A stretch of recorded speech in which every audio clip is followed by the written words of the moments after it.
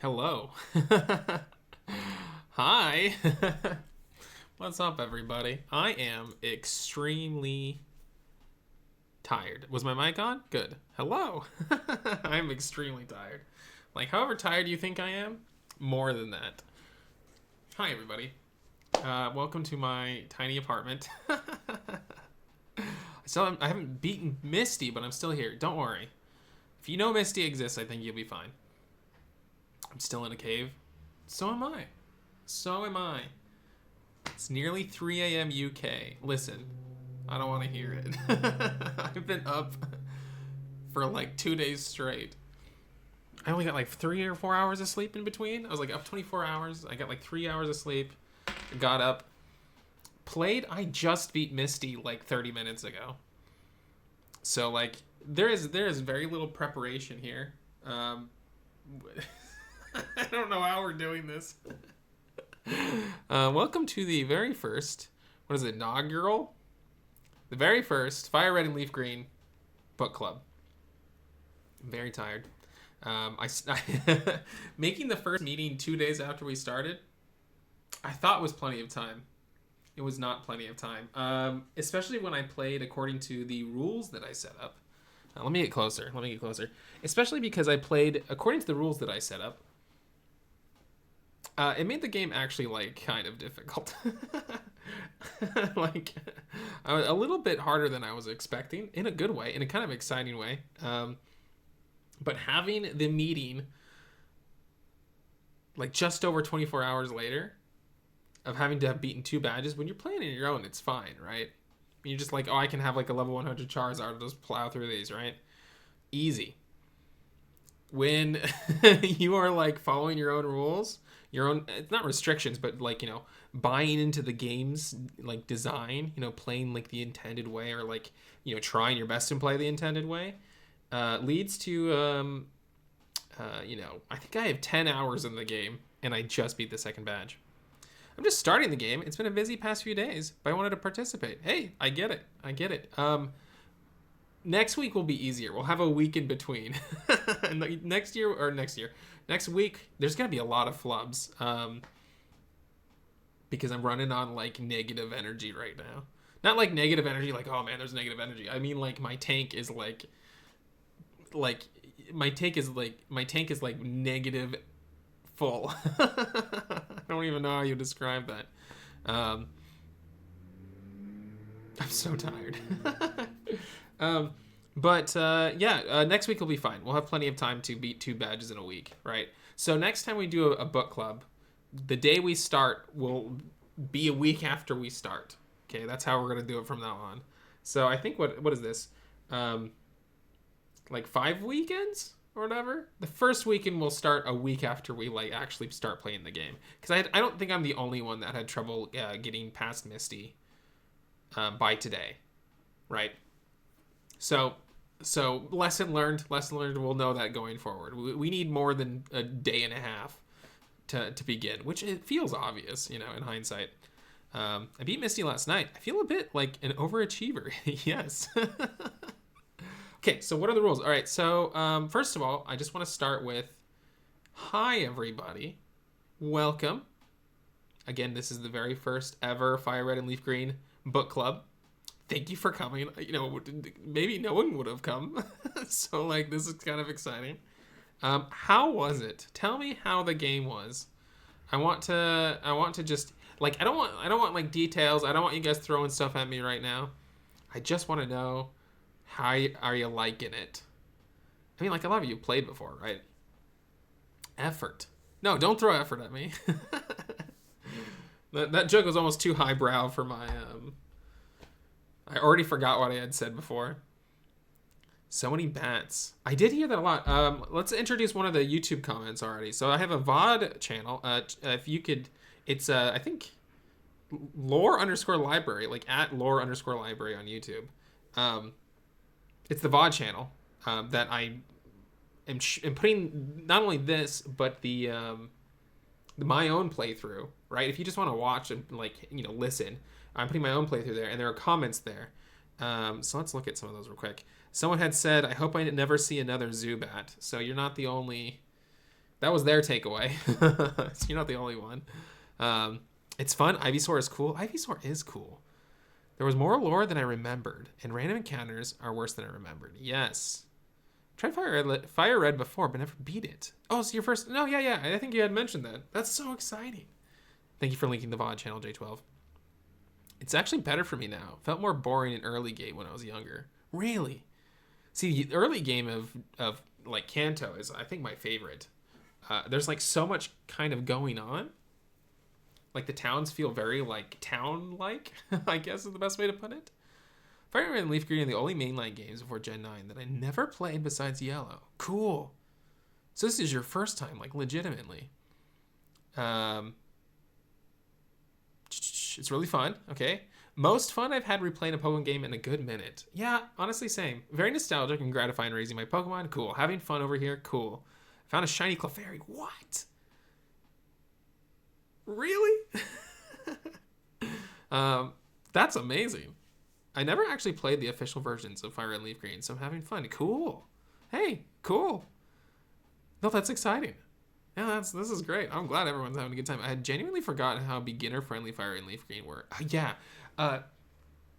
Red and green and blue and yellow are all very beginner-friendly in my opinion, but like they like stapled on more beginner-friendliness to it. Right, and I don't think it was like necessarily a way where like it takes away from the game. We'll get into it, right? So speaking of getting into it, this is going to be kind of like we're gonna figure out the format of this together. This is not the first day I've thought about this. I've been thinking about this for a long time, and like I don't like have no idea other than like creating a presentation, which I feel like kind of.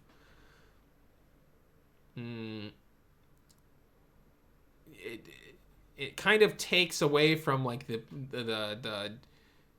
book clubbiness if I'm doing like a presentation, right? Like then it's just like the me show, and I don't want that. I want this to be like a dialogue, right? Especially for the people who are here live in chat. So I don't want that. So I don't know what the format of this is because I can't think of how to like compartmentalize everything. I have an idea, and we'll give it a shot. But I think maybe the first thing we should do is. So this is, pretend this is, we haven't started yet. We have started, but we haven't, right? Not lore library. What is this called? Book club. I might mix up book club and lore library. Lore library is my Patreon, which we do this, what we're doing right now, we do this every week on my Patreon Discord. It's kind of where I got this idea from. Well, I kind of had the idea for both. There's the text. Okay, so book FireRed, LeafGreen, book club rules. How do I make you smaller? Maybe I don't. Maybe I just use you like an image. Whoop. FireRed and LeafGreen, book club rules. Let's make this smaller because this is going to have to like... It's going to be kind of long. Okay. I love how when you put up the game, it reminds you of the last things you did. Yes, we'll talk about that as well. Favorite parts. That's a big reason I wanted to split up the game. I feel like there's a world where we could have done like 3 badges a week. If we have a whole week, I feel like we could have done 3 badges. But I wanted you to log out of the game. Well, I'll save that. Hold on. Don't throw things at me yet. Felt beginner friendly without being too handholdy. I agree. I forgot they got to the. Don't say anything yet. Don't say anything yet, because I want to be able to see and participate in what we're talking about. So hold the observations. Hold on to them. Did you hear that? See, even they're like hold. Okay, FireRed and LeafGreen book club rules. Okay, I'm just gonna bring up my tweet so that I remember. Okay. Meet every Saturday at what? What is this? 11 a.m.? Let's just say I was on time. 11 a.m. PST. We might switch that to 12 p.m. PST. Meet every Saturday, 11 a.m. PST. Okay. 2 badges per week. Save right after beating the gym.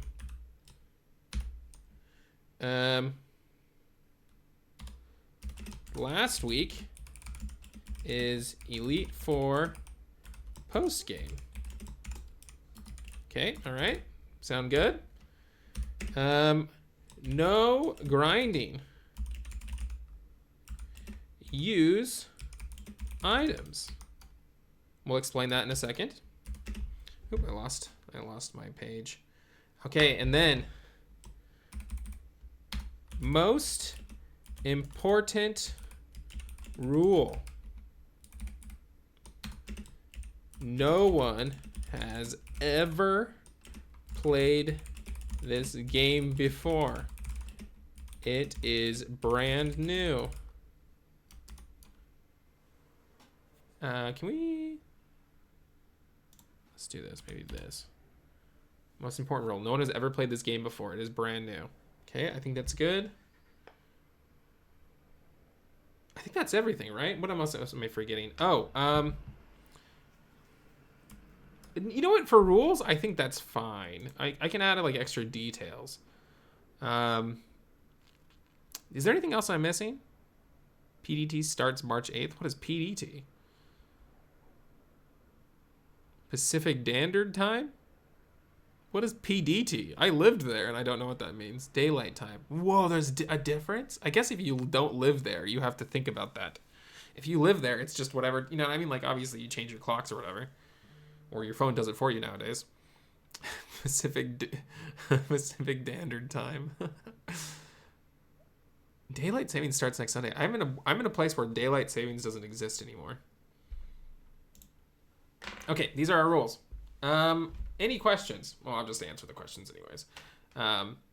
So we're meeting. It's just the time we're meeting. Obviously, I'm supposed to capitalize Saturday, but I didn't. 2 badges per week. I think that ends up being like the last week of March is the last meeting, right? So that's good. That works out perfectly. I wanted to keep I guess this is a good place to put it. It was mentioned that this game is a little bit easier, or it's beginner friendly, not easier, beginner friendly, easier to get into than the original games, right? And a big part of that are little details like the Teachy TV, and like when you log back in, when you open up the game again, it gives you like a last time on Dragon Ball Z moment, right? And like shows you what you did the last 4 major things you did. It shows you, right? That's why I wanted the game to be split up. Because if you just sit down and you burn through the game in a sitting or two, you only see that once or never, right? Especially if you're like playing on the Switch where you can just put it into sleep mode, you may never log out of the game and see that. So I wanted there to be time between when we played and when we stopped, right? So then when you pick back up, you see that. I remembered that being in the game. Like, okay, that's important to the experience of this game, right? Wasn't there a no looking at routes or trainer Pokemon Online rule? It's not so much that. Everything kind of goes back to the most important rule. No one's ever played this before. You want the least amount of like.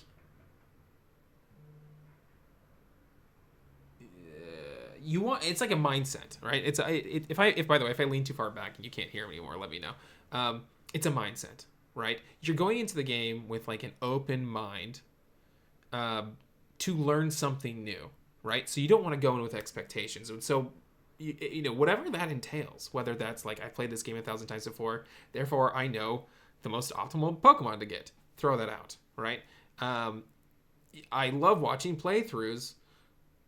Or like maybe I just always choose the same team because I love these Pokemon specifically. Throw that out, right? Like you don't know what a Pokemon is. You don't know, you don't have to take it that seriously. The words are right on my eyes.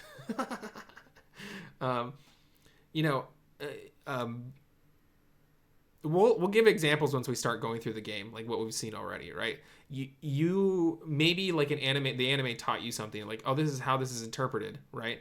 But like maybe the games came out. I mean, this is a remake of the original games. So the original games came out before the anime, so maybe they have a different worldview, a different perspective than the anime. We already know like it's red instead of ash. So like how many other things are like different between the game and the anime, right? You don't want to fill in gaps that like because of like years of like calloused over theory crafting and assumptions and like things your friends interpreted that you think is true, like holding B.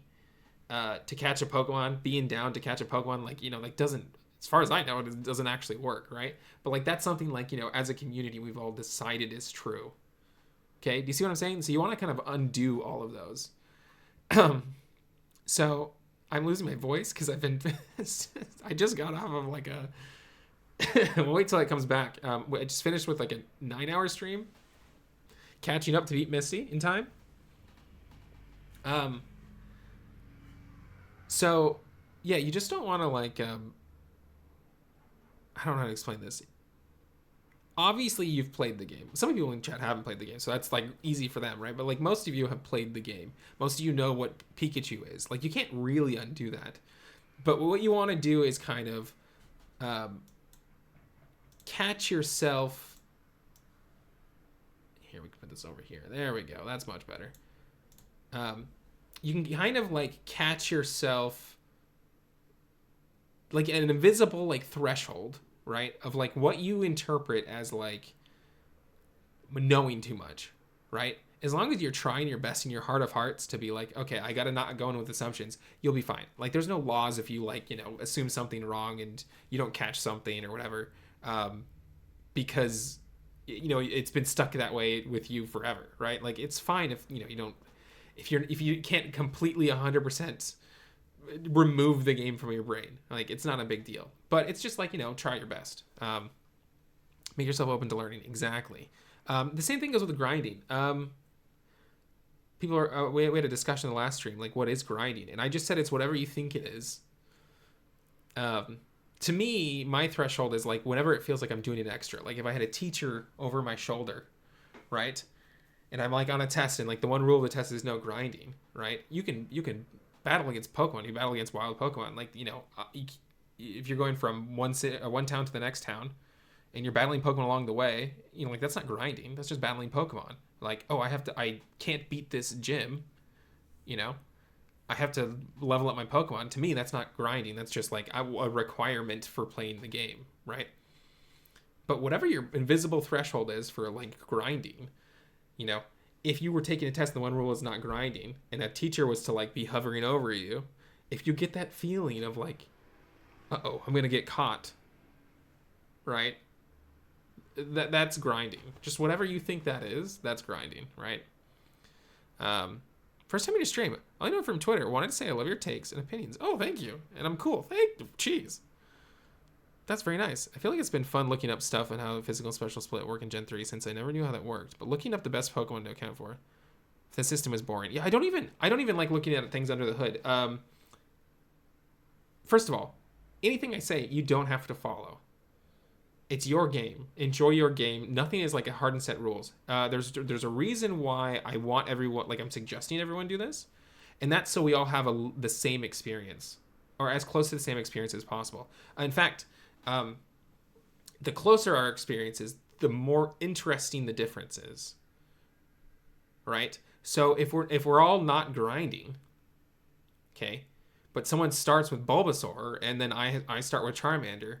Those gyms, and this is like something we all know, so it's not like I'm revealing something we've never heard before. The first gym is easier for a water Pokemon than a fire Pokemon. So that's an interesting, even though it's not that interesting because we've heard it a million times, that's an interesting difference between the two.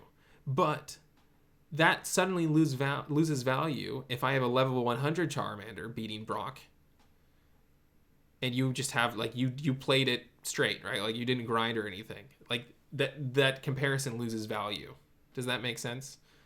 And nothing can be controlled 100%. But the reason, like the no grinding rule works, or the reason the no grinding rule exists, and the like save after the gyms, and don't keep playing afterwards, and then also like going with an open mind. All of these things are there, so we're kind of keeping pace with each other, right? So it's not like a rule that you should find a loophole to break, because then you're only kind of removing yourself from the conversation about those differences, right? You're only harming yourself, right? You can do it. Like, it's not a big deal, but like, it's just like you won't be able to relate to other people, right? So it's just about keeping yourselves together. I can confirm I picked the grass starter, so Brock was easy as pie. Yeah, not for me. Makes sense. Yeah, personally, just catching Pokemon I like and not trying to get a headed start. Oh, so that reminds me. Yes, the under the hood stuff. If you know too much about under the hood, like there's nothing wrong with looking that up, and like if you already know, you can't undo it. Like it's not a big deal.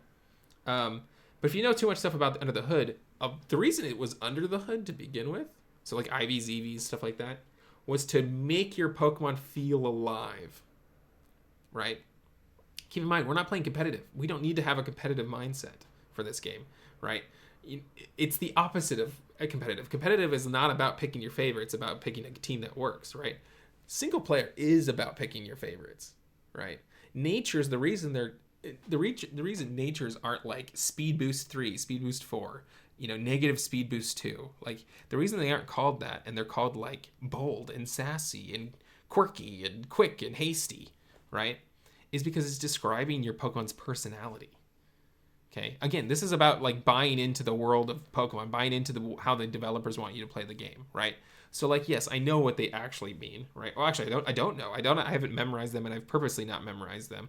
Of like, which one does what specifically, right? Compared to other ones. Like I know like hasty makes you faster or whatever, but like I don't know how much more faster it makes you than quick to flee, or you know what I mean? Like, yeah, whatever, right?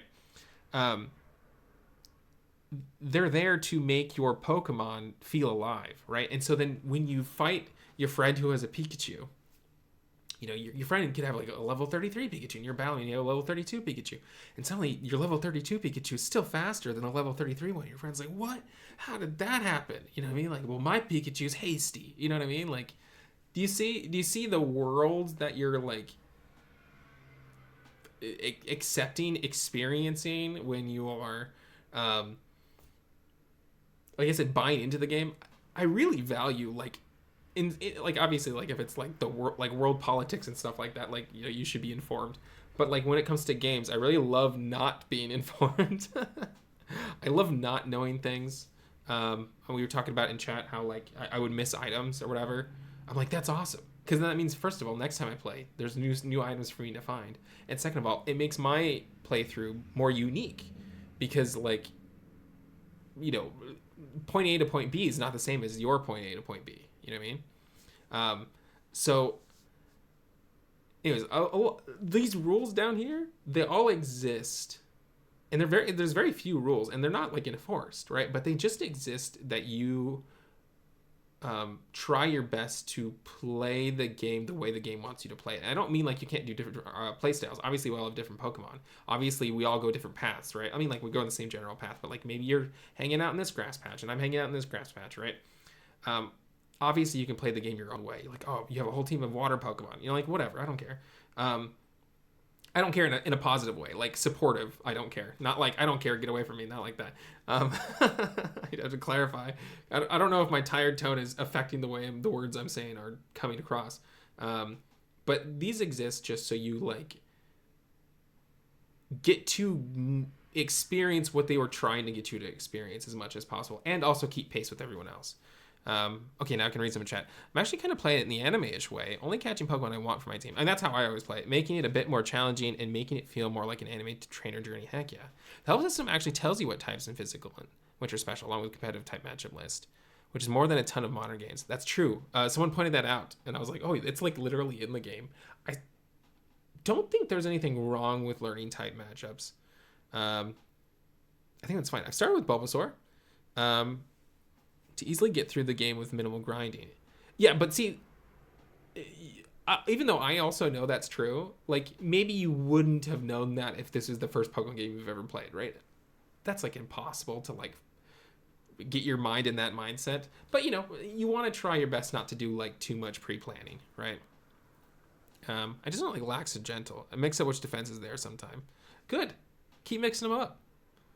Forgot to mention this, but at the start of the game, Gary's little sister appears where Oak usually appears. Tell me about saving. I have no idea. You'll have to like. Hopefully, you took a screenshot of that. I have no idea. Anyways, so those are the rules. Do they make sense? I said a bunch of words, but I forgot all of them already. Are we like? Am I weird? Are we like okay with what I'm saying? Does it feel like it's overbearing? I never really got a lot of feedback. I tried my best to like have the least amount of rules possible, right? Half the rules are just like where we should meet, right? The only rules are two. No grinding use items, which I think is the same one. That's another part. Items are part of the game. Like, you're supposed to use them. And when you don't grind, so I actually took it a little too far. I skipped some battles, and it actually made me behind, like actually behind. If I hadn't skipped battles, I actually would have been, I think like on par, as in like a, couple levels behind the gym leaders, which means you can still beat them because you have more Pokemon than them, right? I actually think I was like right on par of where I was supposed to be if I had didn't skip those battles. If you just battle as you go along, I think the game is like incredibly well balanced. Make it be on hello. The rules felt good to me. Good. I think these are good ground rules. Cool. All clear here. Good. I should specify. She appeared after I got my Pokemon. I was about to leave Palatown. Interesting. When I was young, I skipped every battle I could, so I've been trying to do that. Okay. Genuine. So glad the item rule is there. I'm usually a hoarder of RPGs, but I've been trying my best not to hoard this time. Yeah, like you can beat Pokemon easily without any items. So if you know that, then just use them. Do you know what I mean? Like, just go for it. Spend your money. Funny, your Pokemon are higher level than mine by slightly. That's because all my Pokemon are weak against the first two gym leaders. So I in my mind, like if I had other Pokemon, they should have been like a level down 1 or 2, right? Always use rare candies and potions and whatnot. It makes the game more fun. Even like homebrew Nuzlockes feel better with some items. Yeah, I just use them. Just use them. Spend your money. Like, what are you gonna save them for? There's not like a raid at the end of the game, or like a super secret, like, you know what I mean? Like, there's not like, why are you saving them? Who cares? Skip some battles to finish in time. Yeah, I feel like that won't be a problem going forward. I mean, like, everyone has lives and stuff. Knowing the items are just time and annoyance savers is so freeing. Wish I knew as a kid. Yes. Took advantage of Rattata's runaway ability to avoid all the wild battles. That's very cool. I've been using my Pikachu's, what's it called? It's whenever like you hit Pikachu and it like makes you paralyzed. I'm like, oh, I guess I don't need Thunder Wave this time. Just let people smack me and then they get, paralyzed. Static, thank you. You don't know that. No one knows that. It doesn't exist. Just kidding. Just kidding. That was a trap. I trapped you. So let's begin, shall we? Welcome to the... Hold on. I got like a weird hair thing curl right there. Welcome to the FireRed and LeafGreen book club. We are going to go over the events of the game, our takeaways. I think I'll save your guys' takeaways. Like, interject. Please interject. But I'll say, like, we will go through what we've seen together, right? Up to the second gym. And then afterwards, we will look at the images my patrons have submitted. We'll look at my YouTube comments, and we will look at chat. If you guys have anything left to say, right? Yeah. Yep. Okay, that's it. I think does that sound like an okay format? I mean, it's just like, I don't really know how a book club works. I know how to I know how to do like literary analysis, but like run a book club? Who knows how to do that? Not me. Infiltrating the book club despite not even having bought the game. Hey, that's fine. Yes, you have input the Konami code into the Pokemon Center with the blue roof. I'd do it. I'm not saving my items, but I do use most of my money on Pokeballs. That's fine. Just barely got it today. You don't worry. I feel like that was my bad. I made everyone I haven't slept yet because I had to I've been playing for 10 hours. So no, that's totally my bad. FYI. So we'll put like a week between from now on. It'll be easier, right? But we'll put a week between each meeting for sure. We haven't, I don't think any of us have gotten to items like that yet. We will use them. We will use all items. So any item you're thinking of, we will use. But I don't think we've had access to anything good yet. Expecting 2 gyms in like a day and a half was kind of the reason I was like, no. Yeah, but the thing is, like, in my memory as a kid, I could beat the game in like 2 days. Like, the whole game. Right? Well, Gen 1, I don't know so much about the remakes, but Gen 1, I could beat them in like a day. Or 2. Like, I would on the weekend, I would get like a fresh pair of batteries on my Game Boy Pocket and, have my lamp and I'm sitting on my chair, playing like this, whatever. Just a weekend. Okay, so anyways, this is what we're going to do, okay? I think we are going to... whoop. Do you think we can get more than 2 moves on a Pokemon? What do you mean? We are going to go to my screenshots. Whoop, boop, boop. And this is how we're doing this. We are going to... I'm very prepared. We're just gonna run through the game. Oh, don't look at the Mega Pokemon down there. That's for a different project. That's how you use a Game Boy Pocket. Over with the lamp? Oh yeah. Just caught a Caterpie. So let's you thought you took a lot of screenshots? No way. This is why it took you 10 hours. Yeah. I mean, but like I have a lot of takeaways. Okay, so the first thing I did is accidentally hit the R button. SD cards sweat when they see tacos about to buy them. Yes. So the first thing I did in my personal playthrough is hit the R button, L or R button, and I totally forgot there was a help menu. We talked about earlier how the game is like, well, we'll skip a lot of these. We're not going to look at all of them. We're going to skip a lot of these, right? It's just they're all there in case we need to like look at some of them, right? We're talking about how the game is super helpful. They have like a help thing, and they have like information at the ready at any point. This is where you can find the type matchups, right? Like a whole type matchup list, which is like insane. I've never seen a game do that. I don't think Pokemon games have done that since. They're talking about how this is the let's move this over. This is the pitch of the game, the elevator pitch. I thought this was super fascinating. The game. You become the main character to explore the world of Pokemon. By talking to people and solving mysteries, new paths will open up to you. Strive for the goal together with your wonderful Pokemon. So, like, if you're elevator pitching Pokemon, right, I guess, it's exploring, talking to people, and solving mysteries with your Pokemon. I guess that's like their pitch for Pokemon. Right? The crazy thing is I feel like it adds more to the system as you progress through the game. It totally does. We were like, whenever I would do something new, I'd check back into it. I think ZA is a type chart and a random trainer tip. I don't know where that is at all. Not gonna lie, I kept hitting L and R. Turn the help menu off. You can turn it off. I didn't know that. The feature is shockingly comprehensive. Yes. I forgot all about this. Isn't this so cool? Okay, we got to keep the pace going up. So then this is the beginning of the game. It had like an intro, right? It had like a letter that you like received at the beginning of the game. In the world which you are about to enter, you will embark on a grand adventure with you as the hero.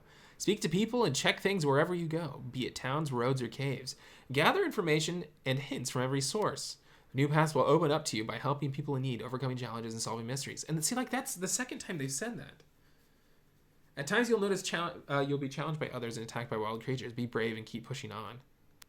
Through your adventure, we hope that you will interact with all sorts of people and achieve personal growth. That is our biggest objective. So that's the developers talking. Right?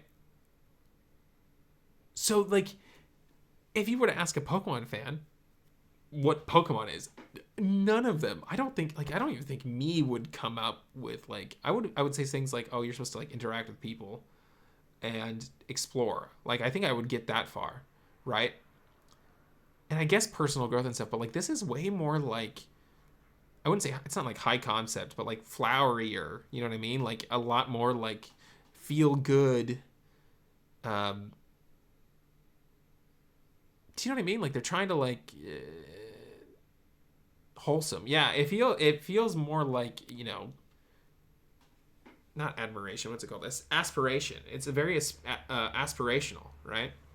I do love that solving mysteries is a part of that, especially because people say there's like no story in Pokemon, right? Or especially in Gen 1 or in Kanto, I guess in this scenario. This is a Kanto game, and it's literally saying solving mysteries, which, to me as a lore fan is like, that's always been a thing I love about this game. It stood out to me that they said you were the hero, framed it's framed how I see the game a bit. For sure, but like I would argue a lot of this game is like unintentional. As in like not the game being made is unintentional, but like stuff that happens to you, you just happen to be in the right place at the right time in this game. Even just in the things we've played so far. Never really thought of Pokemon as solving mysteries like we're Scooby-Doo.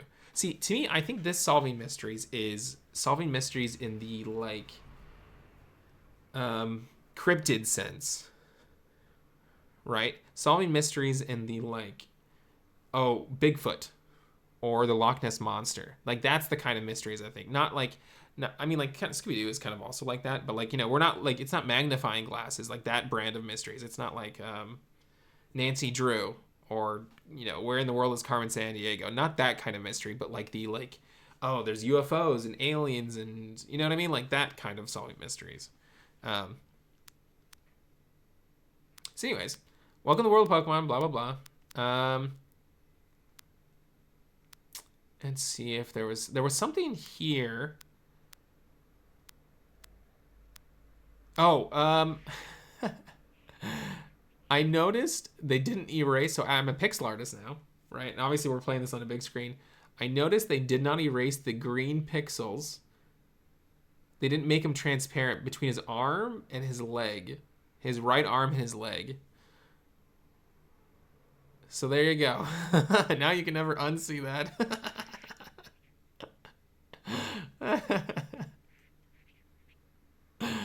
Isn't that cool? Isn't that the background? No, gosh, no. No, the background is like a light green. The girl doesn't have that green. Yeah. So there you go. There's observation number 1.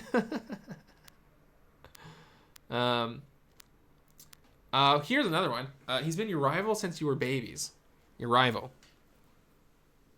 Since you were babies. How does that work? Like, maybe he's being facetious, right? Like, oh, since you were little kids or whatever. Like, you know, since you were babies, right? It could have been like that. But this is something that I'm, like, over the moon about. I've been mad. Not mad. You know, fake mad. Fake, like, oh, you know, like that kind of mad, right? I've been fake mad for the longest time that his name is Blue. Because his name is not Blue. In other media, this character here wears green. He is green in the Japanese version because the version was green, right? It's red and green, right? And so I remember making posts like years ago talking about how his name should be green. Everyone's like, no, he's blue, blah, blah, blah, blah, blah. As if like there wasn't a game out there that we all forgot about where his default name is green. Right? His default name is green right here. I didn't choose that. That's the default name. That's in like the canon protagonist name slot or whatever.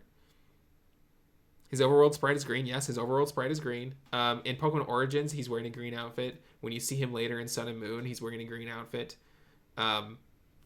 Which doesn't make any sense when you call him Blue. And then Blue, who is green, you know, Leaf and green or whatever in America, Blue is wearing blue, right? So yeah, I was pretty excited about this. I'm like, oh, they did fix it. I just completely forgot.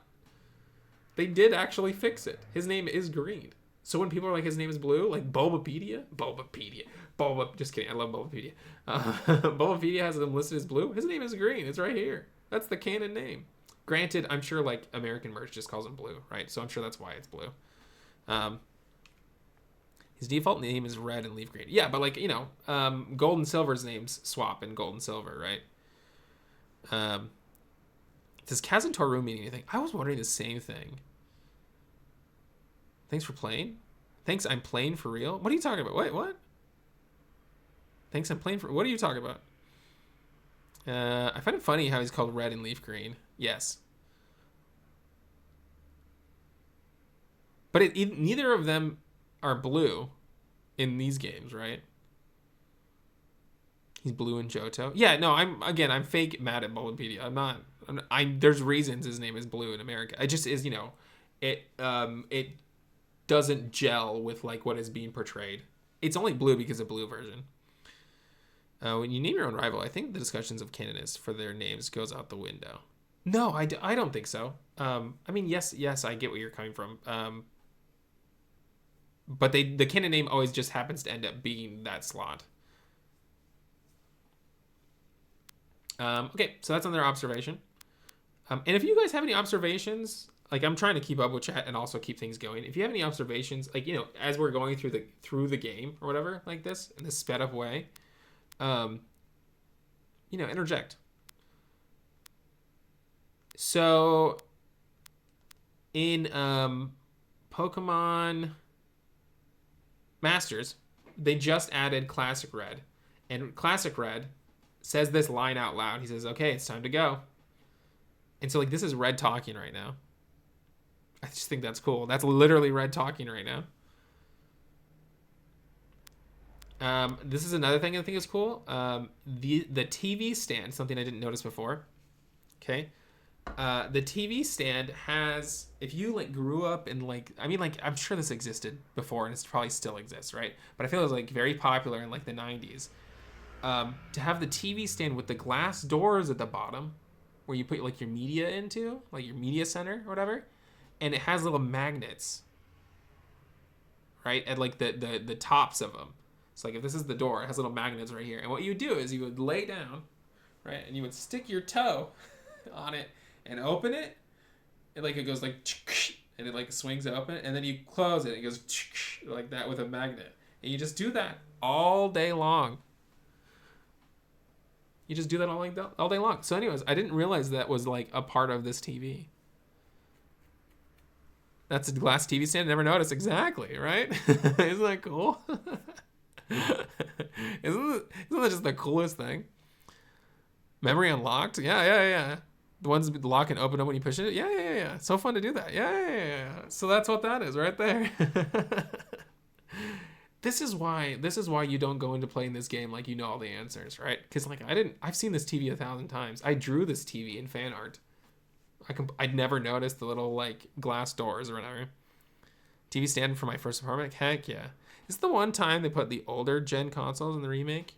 Yes, I think so. I also thought it was interesting that Red had an NES instead of them putting a GameCube. Yeah, but this is the first remake, so they don't have like a formula yet. You know what I mean?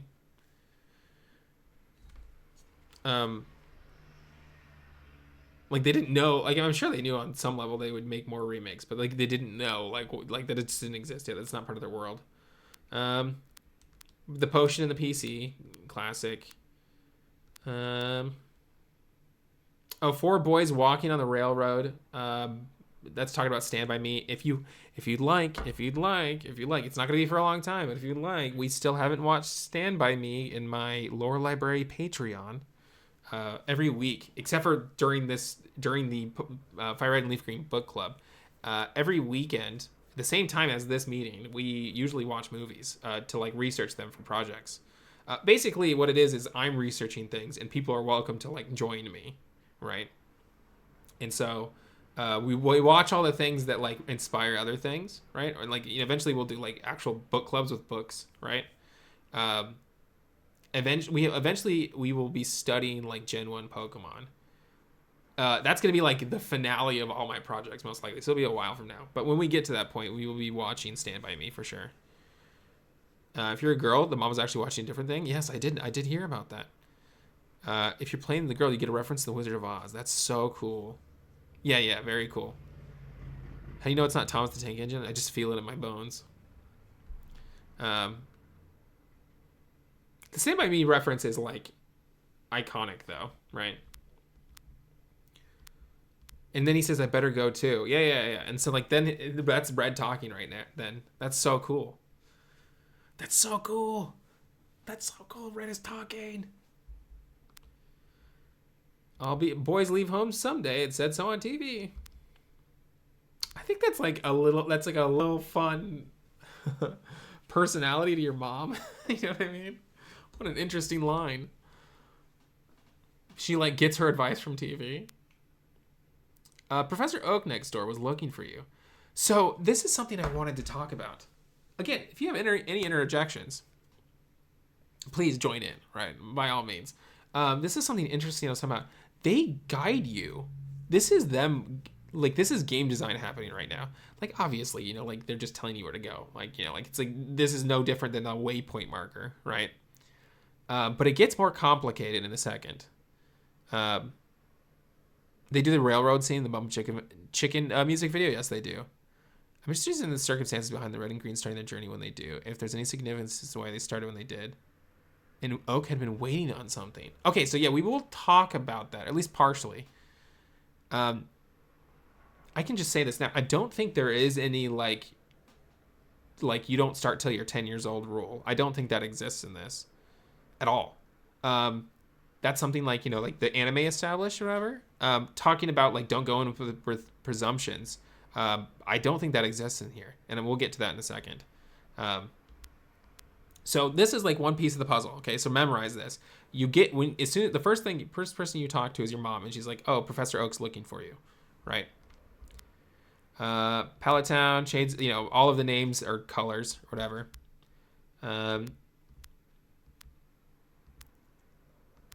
Oh, I didn't take a screenshot of me reading the sign. That's a bummer. I mean, I have the whole stream. I can just take it from that. But this game is like actually like really kind of fun in the way it teaches you to do things. Oh, the Pokemon being data? I don't know. I just don't think I've ever heard it said that way. Again, going with presumptions, in the anime, you send it through the internet to like a ranch, right? Professor Oak's lab. And then they're like all roaming free and stuff like that. Not in this. They're just like computer files. Do you see what I'm saying? They're not like that's not Professor Oak's job in this universe. You are literally storing them in the like internet. I did a test, and I think she only appears if you don't open the menu before leaving Pallet Town. If you have like a screenshot, I would love to see that. It's like their Digimon in this game? Yeah. Can we talk about Oak is nowhere to be found in town? Oh, yeah. Well, so that is actually where we're getting to when I was talking about the puzzle pieces. So remember your mom sent you to go see Oak, right? You know, you're over here, you're talking to the aides and stuff like that, right? You learn that he has like a history. People hold him in high regard. He's like a big important guy, right? What could this machine be? Better not mess around and mess with it. Blah blah blah. You know, you see green over there. Pokeballs that contain Pokemon. Encyclopedia, but the pages are blank. Email message here. Okay, so this is another piece right here. Finally, the ultimate trainers of the Pokemon League are ready to take on all comers. Bring your best Pokemon and see how you rate as a trainer. Professor Oak, please visit us. And it's the Pokemon League HQ, Indigo Plateau. So taking a moment to like recognize what this is. I feel like there's some like, maybe this is just me, but I kind of assumed, how do I put this? Like the Pokemon League was like an inherent thing, like almost like a government mandated thing. Like Pokemon, the way everyone talks about Pokemon is like Pokemon is like in your life no matter what you're doing. Like, and especially in modern games, like there's not any corner where Pokemon isn't a part of. So like the Pokemon League almost feels like, oh, that's just something that exists, right? But this game kind of implies that the Pokemon League is like, someone like mentioned is like FIFA. It's just like privately owned. It's just like a thing someone put together. Do you see what I'm saying? Like it's just like an organization that has an HQ that probably has like a board of CEOs or whatever. It's not just like it's not like school, right? It's not like a library. It's like, you know, a separate entity. And then what else is important is Oak is not a part of it. Why is that important? Because we're going to skip forward a little bit.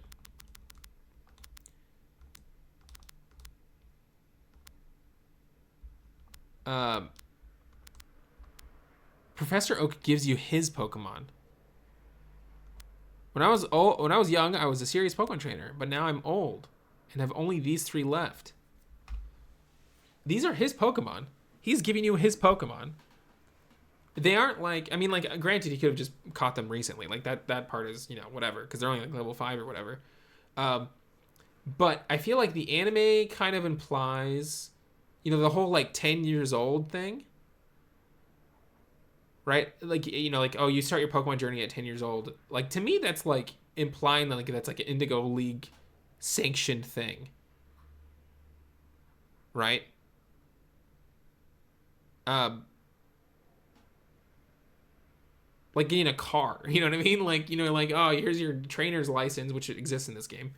Um, could just be an older translation. No, because it comes up multiple times, which we'll get to as well. Um, yeah, the Indigo League is inviting him, so he's not part of the Indigo League HQ, right? It's his Pokemon that he's giving you. There is no mention at all of like this 10-year-old rule, right? Like where you turn 10 and you get your first Pokemon. You'll see more, as like this conversation goes on. Yeah, he's just giving you his Pokemon. This is his idea. It's completely separate from the Pokemon League stuff. Curious what happened to Oak's other Pokemon. I think they're just old, dead. He got rid of them. You know what I mean? Let them go. I think all of the above, right? The anime future games imply. Well, future games don't exist. That there's always these 3 Pokemon you get when you start. But here it seems like Oak is implying there are 3 random Pokemon to be hit. I actually don't agree with that. I do agree, but I don't agree. I think you're not. I mean, obviously the anime, that's how it works, right? But like Gen 3 is just the Pokemon that was in the professor's bag at the time. He's like, oh, grab one, right? In Sword and Shield, it's just like he's like your brother, or what's his Leon brought him for his brother. He's like, oh, I brought some Pokemon. So like, I think that was like, again, we're talking about like peeling away your assumptions that like influence the way you interpret things. I think the games may have never been like this, like yeah, obviously they all happen to be 3, right? But I don't think the games have ever put effort into like making it seem like some league sanctioned thing. I think they've always been some like natural happenstance. Do you see what I'm saying? Plus that explains, people talk about like, well, how do little kids in this world have Pokemon if you couldn't get it till you're 10? It's like, oh, because that's not a rule. You see what I'm saying? Like, the reason that never made sense is because that never applied. The reason kids have them is because anybody can have them. There's no set rule. It's just whenever you get. I also think that's why they are so adamant about not calling them starter Pokemon, because I don't think there's anything in the universe of Pokemon that is special about them. Does that make sense? Like, I think they are your first partner, because in like the terms, right? Like, it's your first partner Pokemon, which is what they want you to say, and then starter Pokemon. Starter Pokemon feels like it's like a like they're inherently like not a business decision, but like a sanctioned thing, right? But they're not. They're always just like 3 random Pokemon. They're not random. We all know they're not random, but like in the world, they're random, right? So yeah, these are just his Pokemon. Unrelated, but related. We were talking about how Oak described the different Pokemon as difficulty modes. But my friend picked Bulbasaur and struggled so much for Viridian Forest because Bulbasaur's attack is so much lower than Charmander. Oh, interesting. Yeah, he does. I think that's maybe that we haven't gotten to that part yet. Yeah, they're talking about how this one's easy to raise. This one's worth raising. So maybe like at the end, it's like there's some like he has like a high stat or something. And this one's raising patiently. So like this one, I feel like probably evolves the latest or something like that. So Bulbasaur gives you an advantage against Brock, but not without struggles. Yeah, but I also feel like it is the beginning of Pokemon, and they do expect you to like catch Pokemon and stuff like that. I think I think it probably all shakes out. In the world, they also happen to be relatively rare. Well, yeah, but I don't like. I do think they are special. But as someone else brought up, close your eyes, chat. Close your eyes. Don't look at this yet. Because I don't have it in order. Don't look, chat. Don't look. Don't look. Don't look, chat. Don't look. Oh, there we go. All right. So let's bring in one of our first patron topics, shall we? So my patrons get to include a screenshot. And it says your name. I don't know if you want your name. We should have some format. Oh, are my eyes getting bloodshot? I think this is gonna be a terrible VOD if my eyes are bloodshot from not sleeping. Are you in chat? Person who screenshot this is. And are you okay with your name being said? One of my patrons said, I thought it was interesting and cool how the starters have habitats despite not being obtainable past the beginning. So you get a Pokedex, and the Pokedex actually has habitats, which is a leftover from, not a leftover, but like a throwback to the original Pokedex book that you could buy, a guide. The guide has them separated by like environments. So it's not like this just like numbered list or whatever. I mean, like that also probably exists as well, but they're separated as in like environments. So this is implying that yes, they do exist within Kanto. You just can't get them. They're just like, this is the type of region they're in, right? So I think that's super cool. So that was something. I mean, like, I think we talked about it during stream as well. But someone in the Discord specifically wanted to talk about it, so we're talking about it, and I think it's very interesting. That's mine. Okay, so Rhythm Rally. It's not Rhythm Rally in the Discord. You can say your name. Are you sure? You say your name first to make sure. Habitats and Pokedex in these games is so good. I spent so much time in the Habitat section as a kid. Same. I'm Daniel. Okay, so Daniel put this in here. Okay. Cool. Wow. So I think I'm liking this format we're doing right now. Okay, back to the game. So I picked Charmander. Woohoo! I picked Charmander. Woohoo! And then of course, green takes the one that's strong against yours, right? And then if you talk to the other one, it doesn't describe it as like it doesn't say like, oh, that's Bulbasaur. It says that's Professor Oak's last Pokemon. So they're doubling down on these being his last Pokemon. That's not like an interpretation mistake. Unless the translator just going ham on making up stuff, right? Which they're not. Yeah, they're like, that's Professor Oak's last Pokemon. Isn't that so cool? That's so cool. Okay, rewinding a little bit. Oh, maybe fast forwarding.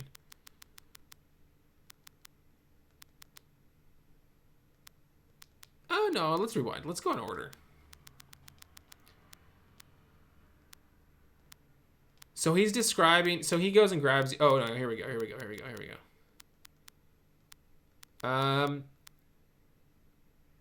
And so your mom, so this is the order of events. Your mom sends you to see Professor Oak, right? So you obviously go to Professor Oak's lab. You probably like read the sign or whatever. You're like, okay, he's probably in here. You go up there. Green is there. And he's like, oh, no, he's not here. So you're like, it's like, first of all, kind of teaching you to explore, right? So this is like game design happening right now. He's teaching you to explore. But it's also building a story, right? You're actually like learning about Pallet Town, like the dynamics of Pallet Town while you are looking for Professor Oak. People talk about how there's no story in Gen 1, which I think is, sorry, not Gen 1, Kanto in this case, because it's a remake. I completely disagree.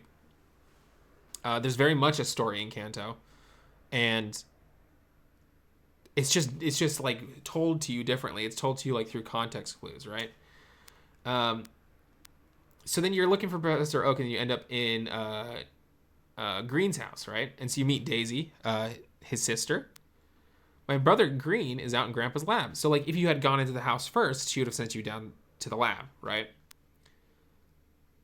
I think it's funny. So eventually she gives you the map, but you can talk to the map ahead of time. And it's like, man, this would be useful, right? It's very much a story, just not a bunch of cutscenes, exactly. The Lovely and Sweet Clefairy. I don't actually know what that is. I wonder if that's like a reference to something. So you look all over town, you end up can't finding them, so then you end up like trying to leave town. And Oak's like, wait, it's unsafe, which I think is a little bit interesting because like, have you never tried leaving town before? So he was calling you, and then he finally catches up to you as you're trying to like look for him, right? So I think it's interesting that the game has like sent you all around town to find him, and then you finally try leaving, right? Um, so he tells you first, instead of his grandson, that you can find a Pokeball. Okay, I think that's an important detail. He's like, that's no fair. What about me? And he's like, I don't need to be greedy like you. No, sorry. Green's like, I don't need to be greedy like you. I'm mature. Oh, because he accepts that he like reluctantly accepts that he's not getting it first, right? I think maybe I missed a screenshot. So you get your Pokemon, right? I pick Charmander, and then he like picks the Pokemon strongest to you, right? So he's being a little snot, right? You fight, and then Oak's like, oh my gosh, for Pete's sake, so pushy as always, right?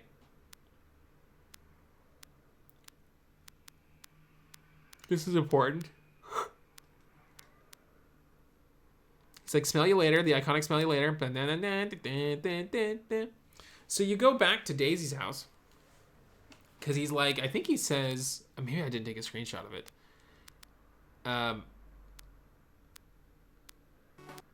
Maybe it hasn't happened yet.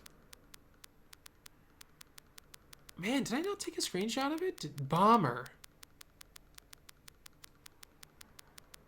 Oh, no. Yeah, we're good. So you're actually just going to a parcel. So this is more game design happening. Turbo Dog, are you in chat? You're up for a moment. If you are in chat. If not, it's fine. Oh, so the reason I took a screenshot of this is just like dialogue you can completely miss. If you go to talk to Daisy between your battle and like the time you actually talk to her later, which is also missable, she just has like unique dialogue that I've never seen before. Talking about like not assuming you know everything, right? She's like, Taco, I heard you had a battle against Green. I wish I'd seen that. That's it. He definitely overcompensates and deflects. Oh yeah. You're talking about Green. I hope they put Daisy in Masters EX. I would love to know more about Daisy. But the thing is, like, they don't ever really teach you too much more. They just clarify things. I don't think they ever like add lore. Like they might give her like, they might like exaggerate some personality aspects, but I don't think they ever give you like new lore.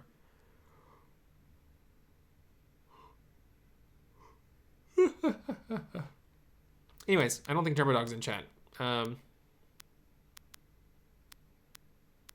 There's lots of things. If there's something you guys want me to stop, can I tell you about a secret dialogue I found in Vermilion City? No. We're far from Vermilion City. Vermilion City doesn't exist to us. I don't even know what you said. What are the words you're saying? I don't know. You can tell me later. Absolutely. When we get there. In fact, I'm excited to find out what you're talking about, but don't say it right now. I assume she had something in the Lore Bible they would pull from. I don't... Well, okay, we'll get to that. I actually think there is, but I think it's in the game. I think you're correct, but I think it's in the game, which is one of those things that like I've rediscovered as playing through this. I really like this section. I excitedly await telling you. Cool, I'm excited too. I like this section because it's very like it feels very like lived in.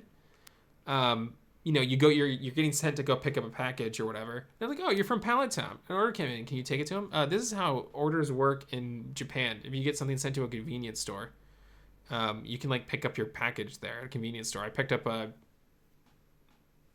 this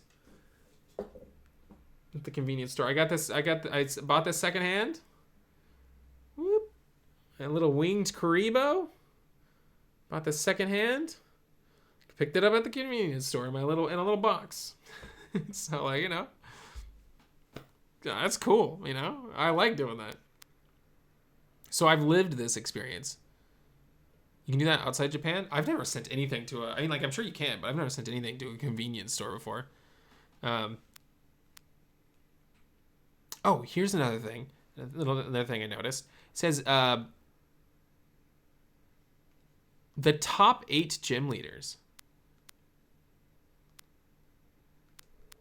To face the Elite Four, you have to beat the top 8 gym leaders, which means implies there's maybe more gym leaders. Like something kind of people have gone back and forth on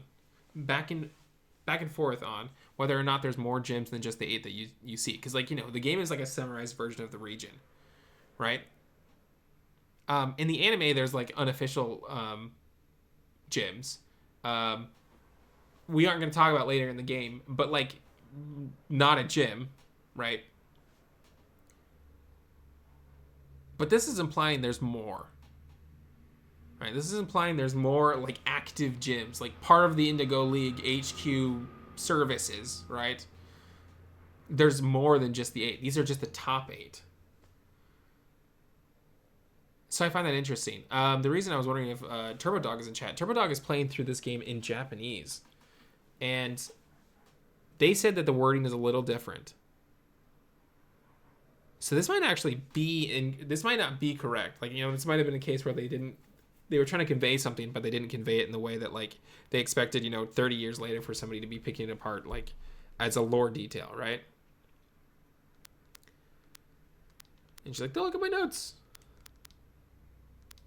Oh, so this is a magazine. This is a magazine about Professor Oak, because we learned, we hear little tidbits. Again, this is how the story works in Pokemon Gen 1, which is just so fascinating to me. It's like my favorite version of this storytelling, right? By the way, Toph, thanks for the sub. I just now noticed that. I know this was a very long time ago. They keep talking about how famous Professor Oak is. So he has like a magazine about him. In the magazine, this is a special feature Professor Oak, the Pokemon researcher.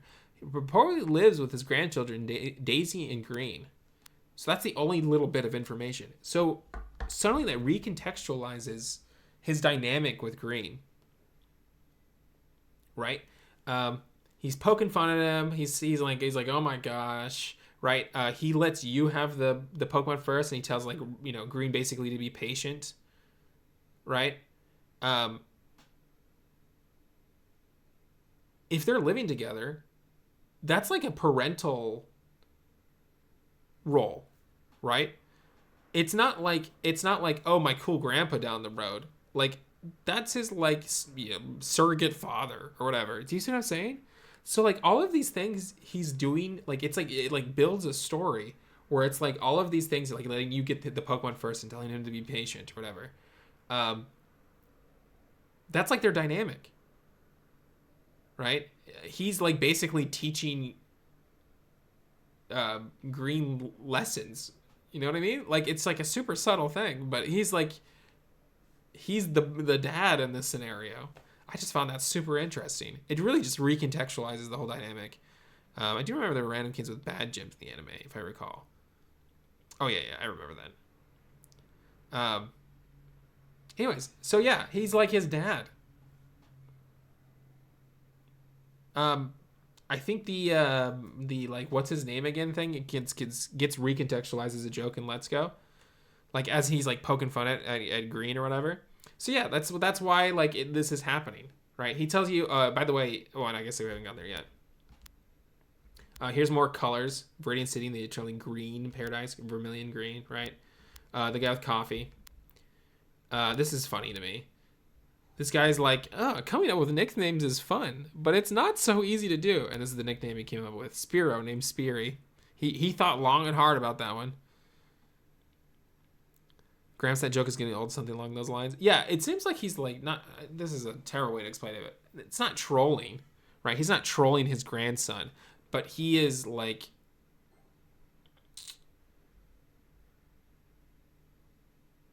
I don't know how to explain it. He's like can't think of the word I'm trying to describe what I'm trying to convey here. He's not letting like he's kind of trolling, but he's like joshing his grandson when his grandson's taking things too far, right? The old man in the road is Taco from 20 years from now. Yes. Playing a practical joke. No, it's like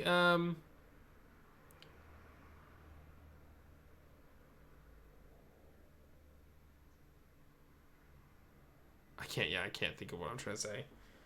He's not letting his grandson be serious, right? He's not like. It's like a subtle way of like, not letting his grandson get away with it is the best way to do it. You know how family members and friends make jokes about each other when you're close? Yeah. Teasing. Yeah, it's teasing, but like in like a parental way.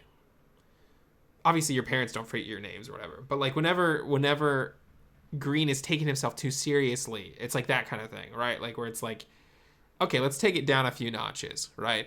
Like, clearing the air kind of. But yeah, I never realized he's like his dad, basically. So I think Green feels like he's better than the player. The idea of having a highly respected father figure. Yeah. Tempering. Yeah. I can imagine that Green reminds Oak of him, whoever his parents is. Well, yeah, yes, but like So there's two things. I'm gonna say two contradictory things. Don't stop thinking that way. Don't, whatever I'm about to say, don't stop like thinking deeper about stuff. But like, it is still only a few textual lines or whatever. So you can only like they only wanted a certain amount of story. That's why when you get to Pokemon Masters, they like get flanderized because they only have like 5 lore details to them, right? So like, yeah, obviously we don't know what happened to Green's and Daisy's parents. Like maybe they're just on a journey, you know what I mean? Maybe they're dead. You know what I mean? We don't know. We just know like Green is a problem child kind of situation. Arrogant. He's just arrogant. I wouldn't say a problem child. He's just arrogant. And Oak is like his dad. And then also like it very much seems like they talk about how Red and Green were rivals since they were babies or whatever, right? And so what I was basically saying is like you learn the dynamic of Pallet Town. It's like everybody, like obviously it's a small town, but like everybody knows everybody and everyone just kind of like runs to each other's houses and stuff like that, right? You just hang out with your friend's cool grandpa, you know what I mean? But like again, it's like his father figure. I don't know. It just like recontextualizes the whole thing in ways I didn't know before. He hasn't his coffee. How is my old Pokemon? So here it is again. He's talking about that they're like his Pokemon that he gave you. I think leaving it open also lets the audience connect the characters in ways that's meaningful to them. Exactly. That's way better than what I said. Yeah, like that you should, like you are meant to not imprint.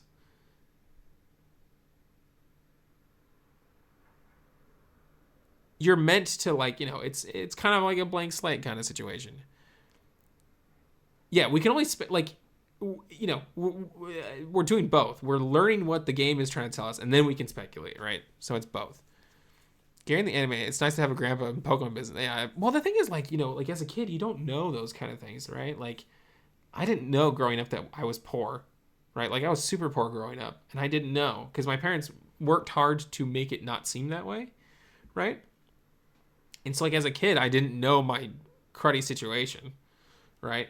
Because my parents didn't give us a cruddy situation, right? And I think that's like really cool. But like, it's now that we're all adults, we're looking back at this as like, oh, what the heck happened? Like, why aren't things sadder? Whatever, right? Get your Game Boy Pocket. Yeah, that's all I needed.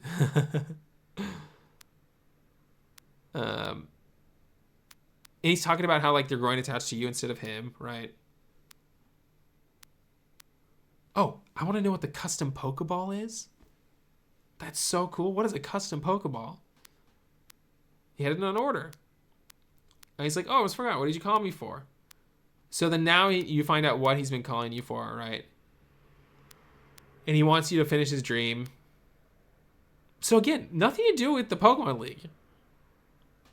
It's he's like, I think in the anime he's like, oh, standard issue Pokedex or whatever. Like that doesn't exist here, right? This is like his personal project. He's just too old now.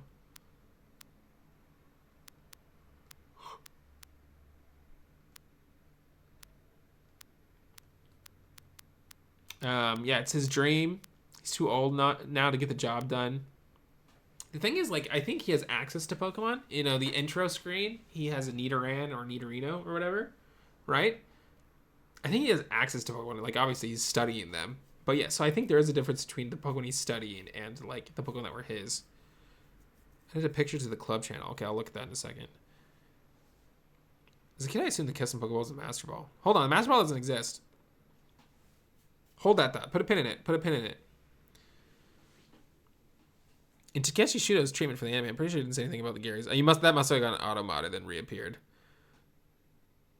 I feel like it's a deliberate choice to leave them up in the air. Yeah, it's just, whatever it is has led to Oak being the father figure. There's no such thing as a repeat ball. That's genuine. Okay, so I'm kind of joking. I'm just poking, like I'm being hard-headed or whatever. But like, there is value to not knowing too much ahead of time, right? Like, it could be some. I mean, it's like this whole oak thing. You know what I mean? Like, if we go into this with the anime logic, I've never noticed that like the oak giving you a Pokemon stuff is completely separate from the Indigo League stuff, right? Man, we have a lot more to go through. Grandpa asks you to run an errand. Geez, that's lazy of him. See, like, there's like a family dynamic there, right? This is Daisy. Oh, Gary says he's gonna go get the. He's like, don't bother coming around after this. I'll tell her not to lend you one. Haha. And I have a feeling like, like maybe he was being nice. I don't know. Even if he wasn't being nice, even if he's being a little snot, right?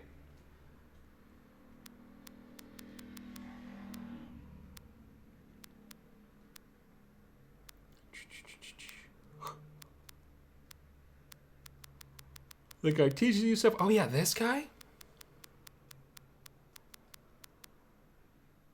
Who is he? I bet he's like based on like some Japanese presenter or something like that. The TTTV, I think, is really cool. Oh, maybe you can hear it. I don't have headphones in, but there is Pokemon cries in the background.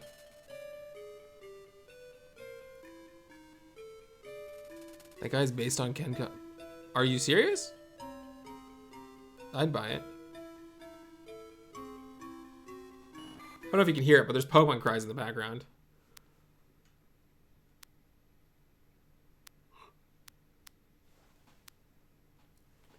Oh, here's the previously on.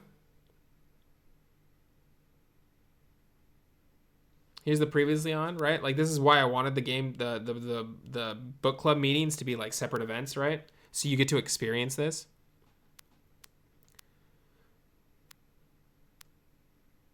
Oh, we were wondering. So the trainer ID is very clearly part of like the Indigo League setup because it has badges written on them, right? It has printed on them, right? Like slots for your badges, which is interesting. How small are those badges to fit on an ID card? He looks like Sagata Santrio. We'll have to look. Oh, here's something fascinating. This is the first trainer. This is something we all kind of like had like a little live experience that we all kind of talked about at the same time. The trainer that first introduced that you Pokemon evolve has evolved Pokemon for the first time on his team, which I also evolved my Pokemon right then. And he says Pokemon will evolve quickly. They're a lot of fun. So he's the first time you like are introduced to evolution. Someone else mentioned that in the Pokemart, they're like, oh yeah, our Pokemart sells through a lot of antidotes, and that's because there's a lot of poison Pokemon in Viridian Forest, and it's like a cool like world building detail, right? I think that's awesome. This guy's like, oh, I'm looking for the stuff I dropped. Can you help me? You can literally find a potion right next to him. It's just the game is just teaching you cool things, right? Evolution canceling technique. It's teaching you stuff. This one's telling you that like there's rare spawns, right? Pokemon live only in forests and caves. You need to be persistent, look everywhere to get different kinds. Oh, maybe that's not quite that. Oh, this one. Here's another one that's teaching you stuff. Have you noticed the skinny trees on the roadside? They can be cut down by a special Pokemon move I hear, and then you leave out the door, and there's one right there. So it likes teaching you that these exist, right? I think that's super cool. This is mentioned in my Patreon as well, but it's something I took a screenshot as well. So I just didn't think I needed to put the screenshot twice. Let's see if I can't find it in the Discord.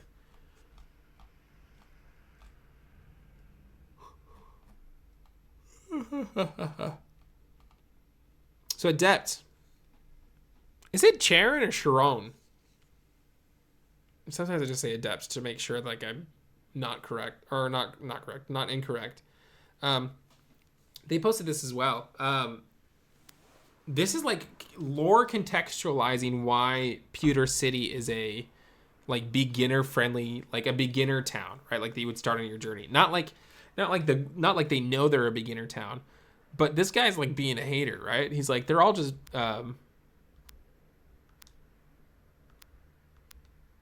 there aren't many serious Pokemon trainers here. They're all just bug catchers, you know, just hobbyists. So he's like hating on the trainers around there because they only just like are like into bugs and like weak and all that stuff.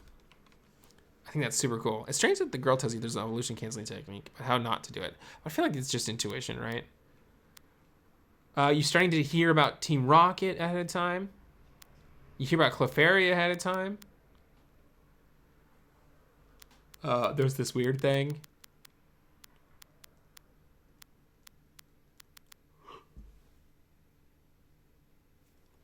It has to do with multiplayer. Sorry, I'm super tired.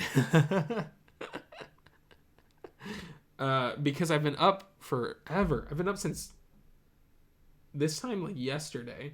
And then I was up 24 hours before that too. For this. Getting ready for this. Why is this here? Oh, because of the Jigglypuff song. You learn about repels right here. Right? Like, I just think that's cool. Oh, here's a cool one. Good things happen. So you talk to this guy. He's like, good things happen if you raise Pokemon diligently. Even the weak ones can surprise you if you don't give up on them. And then you go around the corner, and this guy's like, a shady old guy sucked me into buying this weird fish Pokemon. It's totally weak and costs 500 Poké Dollars. So it's teaching you about Magikarp. We won't say why because it doesn't exist and we haven't gotten there yet, right? But it's teaching you basically like, oh man, weak Pokemon are worth the wait. And then this guy around the corner is like, oh, I got a weak Pokemon, right? So it's just like subtly teaching you. I mean, like not that subtly, but like, you know, it's not passively, like indirectly teaching you. You go to the museum, which is super cool.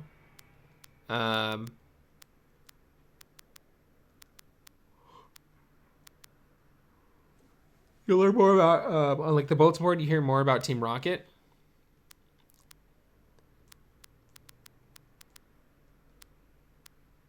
Clefairy came from the moon. That's what the rumor is. They appeared after moonstones fell on Mount Moon. I think that's so cool. So the moonstones were first. So they're like following the moonstones.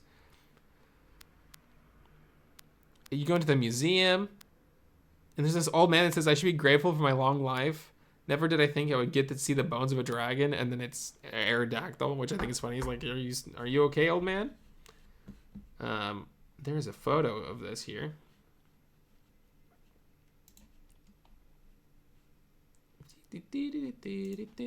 Hello. Nope. There we go. So this is Kaze's. They're all playing on a CRT. Look how cool that is. Look how cool that is. Kabutops fossil. I think that's awesome. So that's for the patrons. Right? Patrons can include images. I think that's so cool. There it is. Yeah. Very cool. I didn't include all of everyone's photos. I just included like the coolest ones that like kind of like kept things interesting, right? They're running a space exhibit. They got the space. I think it's like the Columbia or whatever meteorite that fell from Mount Moon. It's said to be a moonstone. Cool.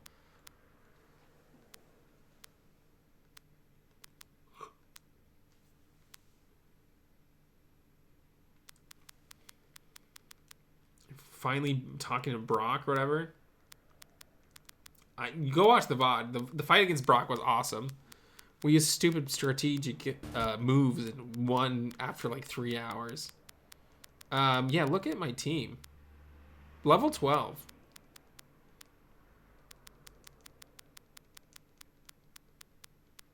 I think that's super cool. I'm trying to see if there's anything else. Oh, your mom gives you a letter? My beloved challenger. Always cheer for you, Mom. Here's the I like shorts. I like shorts. They're delightfully comfy and easy to wear. Then there's like, hey, you're not wearing shorts. What's wrong with you?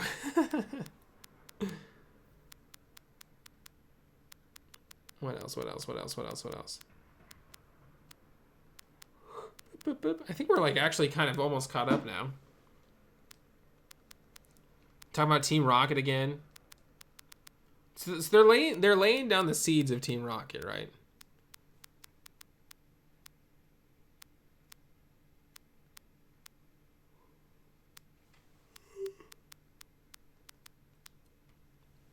Oh, we're like learning about Brock. So I guess Brock does fossil hunting in this game.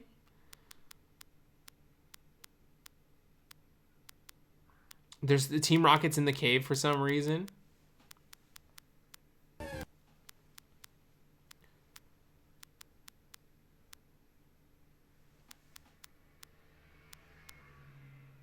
Pulling a big job here. I'm trying to find there it is. If you find a fossil, give it to me in Scram. I don't know where it is. Oh yeah, my Charmeleon evolved. Yawn.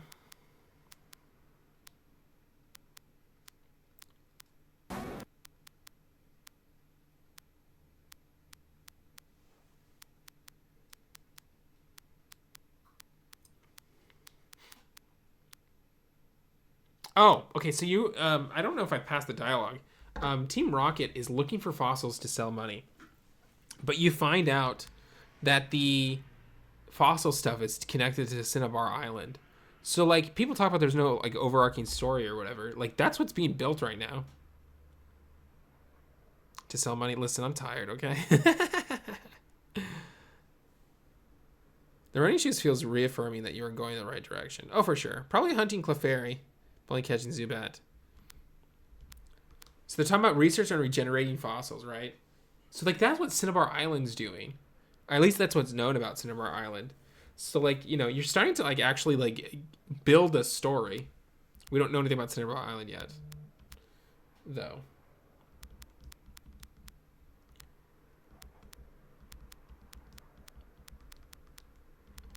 Build a Pokemaniac. Team Rocket came through.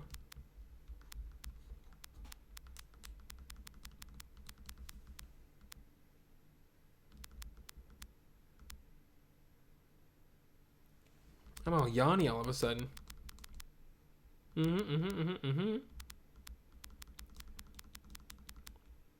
Oh, Green shows up. You fight him. I won barely. Guess what? I went to Bill's and got him to show me his rare Pokemon. Or his... Okay, alright. So he leaves and he comes back. And he gives you the Fame Checker. Which is just like NPCs that you've talked to before.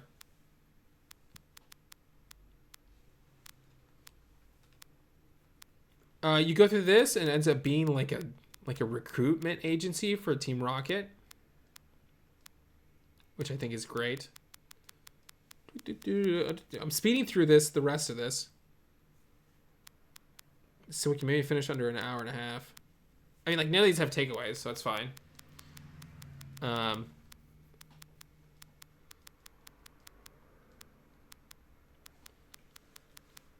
We find out this is Knob.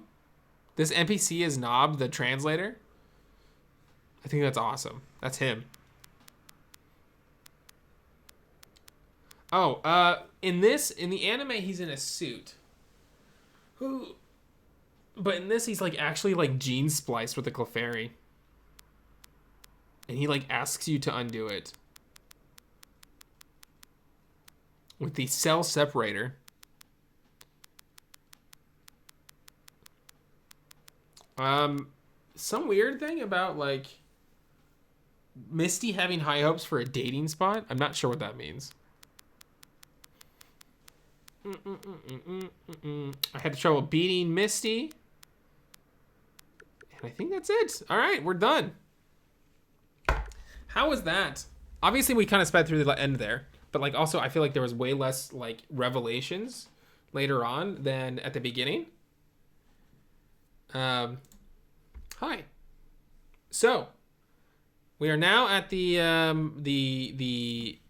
patron takeaway parts. Now, the patrons, I don't think I clarified enough. The patrons kind of wrote like paragraphs, so we can't go through all of them like that. So I do have some images. So this is Kaze's Game Boy Micro. Did you screenshot any of the what dialogue? Misty's dialogue? I think so, yeah. So this is Kaze's GBA Micro, which I'm very jealous of. Look at like the screen quality. It's so nice. That feels like the size they're supposed to be. That's so cool. What else we got? Oh, so this is Turbo Dog's playthrough. Turbo Dog beat Misty with a single level 15 Paris, even though they had a Pikachu on your team. It was the highlight of this section. Cool. I mean, it is a level 15 Paris. That's so cool. This is. Ooh, am I allowed to say your name? Whoever's person this is? I should have asked beforehand.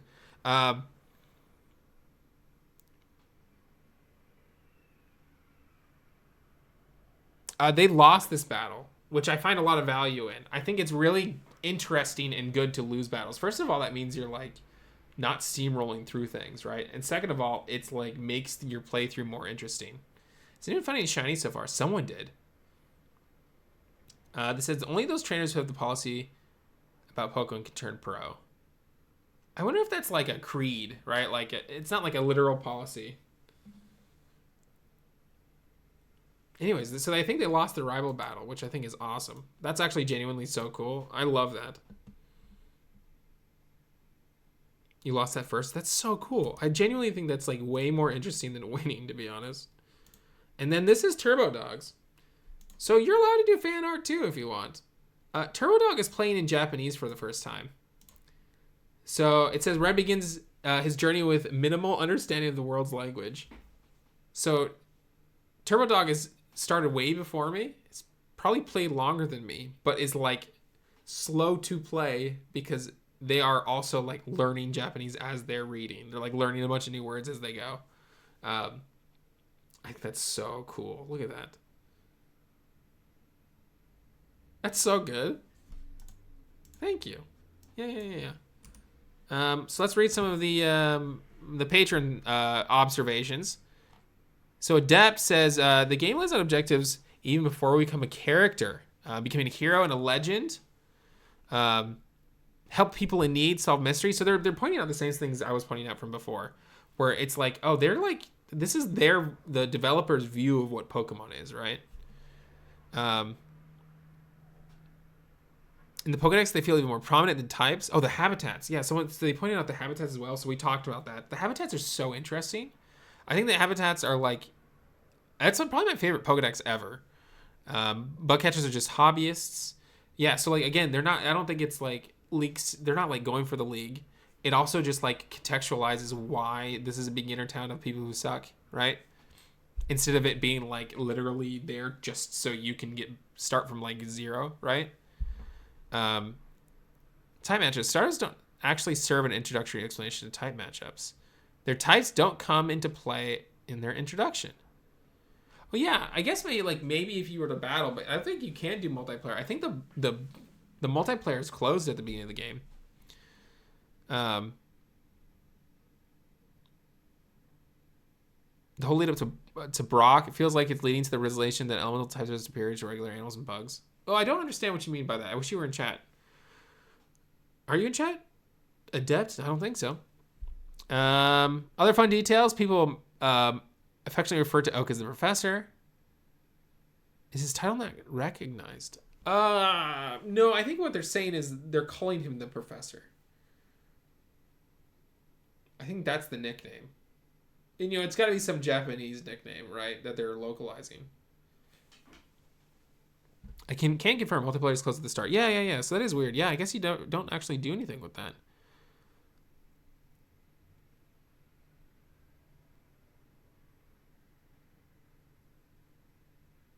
Badges giving passive buffs is wild. Yeah, I noticed that too. And you can actually like talk to someone about that. Like if you get this badge, they get the boulder badge, your Pokemon all like increase their attack stat. Multiplayer opens up when you get the dex. Cool. Okay. Shax in chat says the game definitely encourages you to use bug types, at least early on. I got myself level 4 Caterpie that I evolved into Metapod, and then Butterfree by level 10. Learned Confusion and Poison Powder, and between those two moves, I got through Mount Moon and Second Gym surprisingly easily. I also thought it was interesting how so much lore has dropped pretty much from the start of the game when I got to Pewter City. And MVC told me about how Clefairy appeared from the moon one day. Yes. Chasing after moonstones that fell to Earth. The museum had an exhibit open about moonstones. I haven't caught a Clefairy yet, but I have a moonstone that I found at Mount Moon. And it's pretty clear the game wants me to try to get it to a Clefairy. Yeah. Use my government name? What? What? You're right. I didn't realize that. Yeah. You're entitled to financial compensation. No, Grindy doesn't fit the vibe, but a certain electric rodent just isn't spawning here in the forest. Oh, you're allowed to, like, what I would just do is just not kill anything. I apologize. I'll go back and edit that out. Everyone forget that. You know, like, bing, you know, big flash of light here. There you go. Here, there's a big flash of light right there. You go. Please, that was a joke. Oh, thank goodness. Oh, I was like, I've caught you that a million times. I'm too tired. You can't do that to me right now. Let's see what else. I'm trying to skim because people. So I'm gonna have to clarify next time to like combine your takeaways into like one small thing. It's like people are having conversations about their takeaways and like interjecting and stuff. So it's actually kind of hard to find anything. Is that all the images? I think so.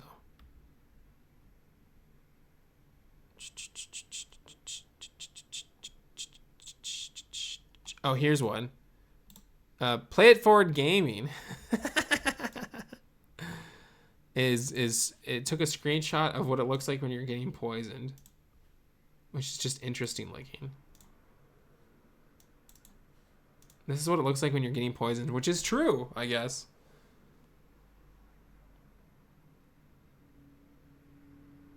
That does happen. I just never took a screenshot of it. That is what that looks like.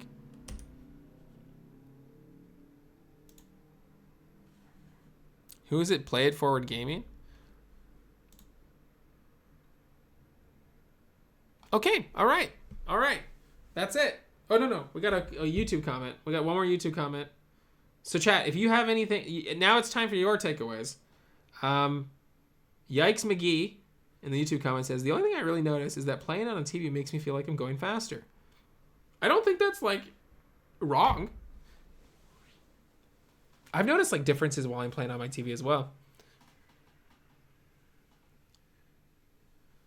What kind of filter is that? I think they're just expanding the sprites.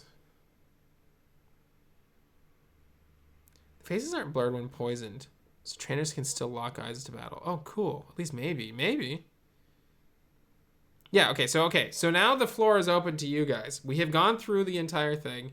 I had trouble with both Brock and Misty. When I was battling Brock, I was underleveled. Like, not underleveled in like a... Like, you're supposed to be underleveled when you face them because they're bosses, right? You're supposed to, like...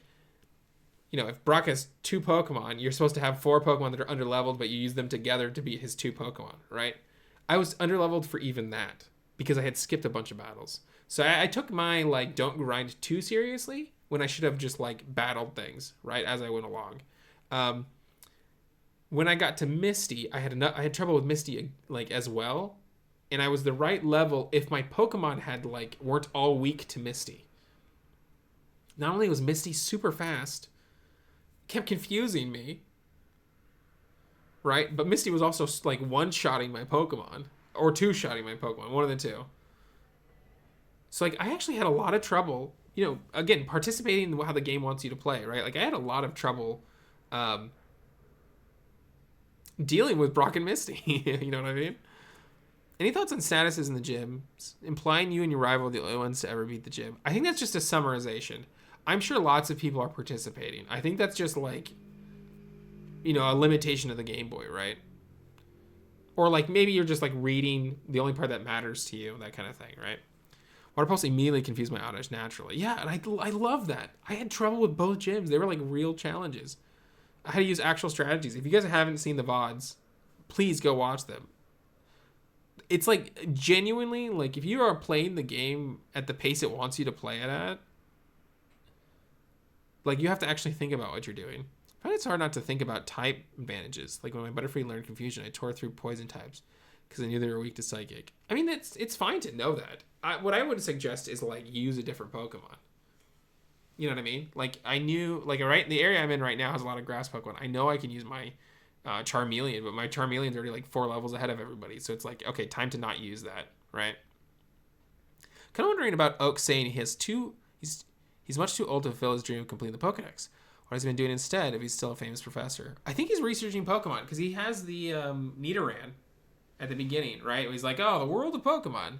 I still think he has access to researching Pokemon. I just think he's like, he can't like go out into the world, right? Oh, that reminds me. This is like a kind of a dated Japanese thing. But I think Daisy Oak is like the caregiver, the household cleaner. See, what is that? I don't know. I can't think of what like the term of that is. But like that's kind of like, we were just watching Ava and like there was a girl that's like, I want to make you bento boxes for lunch. Oh, you don't have anyone to make them for you? As if he can't make them himself, right? She's Oak's Mr. Mime. Oh, don't say that. Homemaker. Yeah. I think that's what Daisy Oak is. I think she's staying home and being that person. That's why she's like talking about like, oh, I wish I could see that. I wish I could have gone and see the battle or whatever. I think she's just like stuck at home. I want to look up. Daisy has official artwork now. I want to look up if she like has an outfit that looks like that's what she's doing. Daisy Oak Pokemon. I mean, not really. I mean, maybe, but not really. She has like a weird armband I didn't know existed. Oh, you know what? Kind of.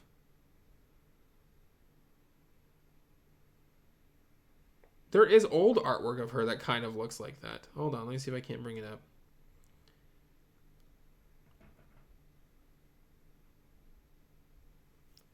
She's like she does kind of look like a person at home.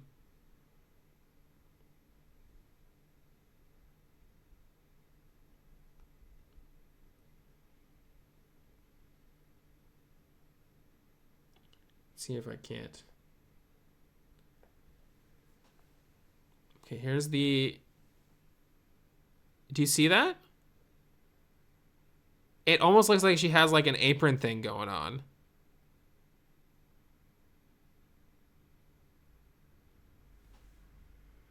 Also, now I know that's Daisy. That's really old artwork of Daisy. But I also find that fascinating. Like, you really like... I have a new appreciation for like the dynamic of the people who live in Palatown. I think her new artwork does make her look much younger, like a 19-year-old or whatever. But like that artwork makes it look like she's like a character that someone would go, oh, Ka-san, and then like she dies, right? Oh, Ka-san, you know what I mean? That's what she looks like. No, I think that very much is Daisy. It's the same color scheme and everything as her modern interpretation. So yeah, I kind of think she's like the person at home doing all that stuff, which is, I think, like accurate to the time. I'm not like, I don't think that's, I feel weird about that. I have weird feelings about that. But it's of the time. It's from the 90s. Again, we were watching Evangelion, and there's a character that does it in Evangelion as well, right? Where it's like, oh, that's, like there's a character that's not eating food because he doesn't have anyone to do it for him. She's like, I'll do it. And it's like a cute moment, apparently, Okay, what else? What else? Hit me with more stuff. How was this? Is there any I mean, like, other than the tired bits and me like slurring over my words and tripping over myself, and like, you know, at the end I'm like, okay, we're good, there was not all as many takeaways. Um, did you feel like you learned something? I genuinely feel like I have like a completely different worldview of the story of Kanto when I already thought I had a different worldview than like other people, right? I've like if this is the layer where everyone else is at, right? This is the layer where everyone else is at. I already felt like I was down here. Like I'm like 12 layers deep. But like now I feel like I'm like down here, down here. I'll never be the same again. It was a really nice experience. Good. Good. I'm glad. I actually like this. I look over Kanto. Hold on. Look over Kanto most of the time, but I'm appreciating it so much more about it. Yeah, it feels people, especially again the Pallet Town people. I mean, like even the hater in Pewter City. Like I'm still thinking about the hater guy. That's like, oh, these trainers suck. Our town is full of trainers who suck. They're just, you know, posers or whatever. You know, I'm thinking about that guy. Yeah, the people. I mean, I feel like we've come full circle. Like obviously the named trainers, like if you played ZA, they're all like feel like fleshed out characters, right? But what I like about Gen 1 is they just feel like normal people, right? And I don't think I necessarily thought that before, but like as of this playthrough, I'm like, oh, the NPCs, like you have two flavors of NPCs. You have like NPCs who say like, oh, shorts, or like I love Pokemon, or like this is how you trade, right? Or the other kind, which is just like a normal person, um, full of bug catchers. Yes, it's been really nice revisit. I've forgotten a lot about this stuff, so it's easy to get into absorb everything mindset. Yeah, it's yeah. I didn't. People were like, when FireRed and LeafGreen was announced, people were like posting every bit of trivia from the game. I'm like, don't do that. I mean, like, I get it. I would too, probably. But like, if you're in there, like, just scrolling and reading them all, I'm like, you might as well not even play the game. You know, if you learn everything about it, like, if you forgot everything and you're like, oh yeah, that's cool. Oh, yeah, that's cool. And you're learning everything. Like, what's there left to be like surprised by, right? Um. Anyways, yes, please. We're not done yet. Please add more stuff if you have more takeaways. Um, But while you're writing that stuff, next week, same time, I'll be more awake. I guess we'll just go through screenshots because then it just makes it easier to like, you know where we're at. We'll just go through screenshots again because that was great. That worked out great. So yeah, we'll just do the introduction, go through screenshots, do the patron additions, and then we will do everyone else's takeaways that didn't get covered. And then yeah, I feel like we're learning a bunch of stuff. Okay, here's the problem. Now that you know this, you'll never be able to like talk to like a regular Pokemon fan again about like the story of Kanto. Like if you say that, people will just laugh at you. I know. I've been on the receiving end of that many times.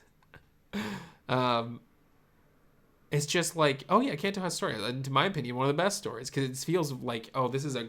I'll try to tell people like, oh, Kanto is grounded, and I don't mean like, you know, oh my gosh, Pikachu is real. It's like, oh, you know, that kind of grounded. I just mean like, oh, these are like normal people. Like Pallet Town feels like a town with people that live there that know each other. You know, you're getting sent on errands to the convenience store. You know, they're reading in the newspaper about Team Rocket. You know, stealing things. You know what I mean? It's like it's all very muted and calm. I think Pokemon are recent in scientific sense, like past 100 years or so. There's an answer to that, but we will not be tackling that for a very long time. I already have the answer to that. Kanto and Johto feel most authentic to me. Yeah, it's just a different thing. Kanto's very nice, simple, coming of age story. Yeah, yeah. Like you stumble on the Team Rocket stuff. You're just going to the next gym. The Team Rocket stuff like happens to you. You're not going into Mount Moon to talk to Team Rocket. You're just going to the next gym, and then Team Rocket happens to be there. Long since accepted the fact that I'm above the average Pokemon fan. Pikachu is real, though. Look right behind you. No, this Pikachu's real. Hold that thought, chat. If you're still here, I have a surprise for you. Hold that thought.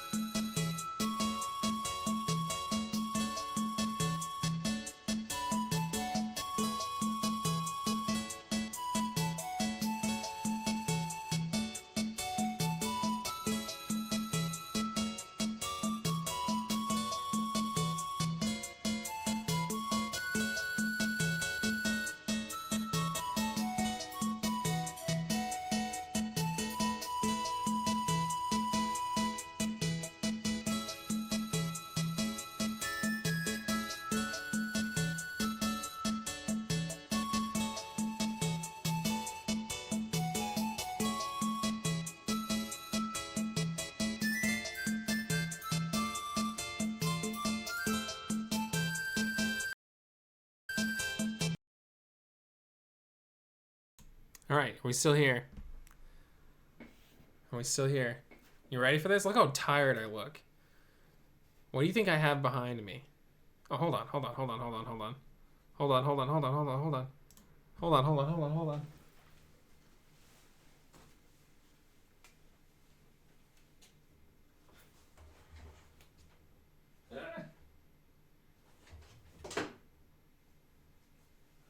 I could tell my jacket was about to crash open. Hold on, hold on, hold on, hold on, hold on. I'm gonna break my toes. Alright, alright, alright, ready? What do you think I have behind me? I don't want to spoil it. Pixel Pikachu. No, I do not have Pixel Pikachu. I wish. What do you think it is, chat? What do you think it is?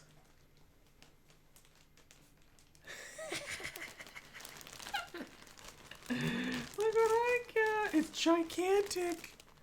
This is the first time I'm seeing it, too. Look at this guy. It is gigantic. This is the one I grew up with. Ooh. Holy crud. I did not expect that. Oh my gosh. It's gigantic. So this is life size. So this is what a Pikachu is actually. How is Ash having a Pikachu on his shoulder? That's what I want to know. This is life size. I mean, like, I guess if, like, Pikachu's kind of, like, here. You know, that's kind of... That's kind of, put, like, your leg on, right here or whatever. And you, like, have your hand, like, pressed up against my head. Or I could see that. Probably wicked neck pain. Yeah, it probably has to be, like, Pikachu other side. It's hurting my shoulder, man. You're gigantic. Look at how cool this is. Oh my god. 1-to-1. This is a real Pikachu. I love it. Ash is buff. Oh my gosh. So, yeah, there is some benefits to living in Japan. I actually don't do that many, like, I'm not like, ooh, Shibuya every single day, right? I'm not into that kind of stuff. My life is pretty much normal here. I just like, just living my life, working on stuff and streaming. Hope Eevee is smaller. For the Let's Go Pikachu Eevee protagonist head sake. Oh, yeah, you're right. I think Eevee is smaller. All right, chat, that's it. That was so fun.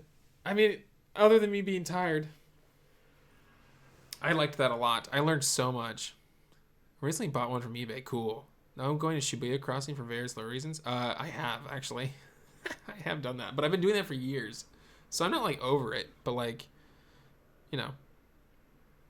there's lots of projects you guys don't know about. That was great. So much fun. I'm glad you thought so. Oh, yeah. So next weekend, beat 2 more gym badges. I don't remember who the 4th gym badge is.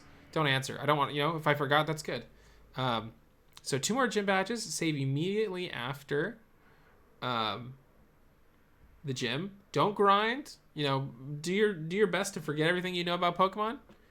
Don't get the opportunity to talk about Pokemon lore that often. Really enjoy this. Yeah, heck yeah. I love Pokemon lore. I love taking lore, not at face value. That's the wrong way of saying it. But, like, I love learning what, like, the game is trying to teach me, right? Like, oh, what's the intent of this? Like, what am I supposed to take from this, It was great. Definitely looking forward to this again. Heck yeah. Thanks, Taco. Have a good rest of the weekend. Yeah, so typically what would happen is we'd have this, and then it would end. This part would end, and then we'd start the next. I'd start the next playthrough. Like, okay, all right, like, let's go. But this is the end of my playthrough, so we're not doing that. Gen 3 Kanto isn't my favorite of its iterations. Oh, Gen 1, like, that was the real goal of the book club. So this is like a practice round for that. We will definitely be playing Gen 1. That has a whole separate set of lore. That is not this version of Kanto. This version of Kanto is like a kind of a mismatch, whatever. Taco, please get some sleep. I should. All right. Bye, everybody. We'll do this. Oh, follow if you haven't. Sub if you haven't. If you want to join the Patreon, we do this, but with movies and TV shows, but about games, right? So, like, for instance, Pokemon, we'd watch Stand By Me to, like, learn more about Pokemon. Like, oh, the reason that's such an important thing to Pokemon is because this scene is very similar to Pokemon, right? And then we write notes about it, right?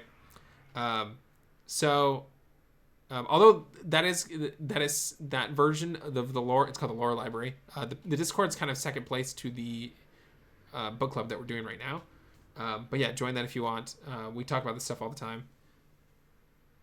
Is that it? Is that everything? I think so. Yeah, I'll see you guys again. Pokopia is coming out, so we will be balancing book club and Pokopia, which I have a feeling is also Gen 1's story. So we will be directly learning Gen 1's story at the same time as like learning the Pokopia version of it.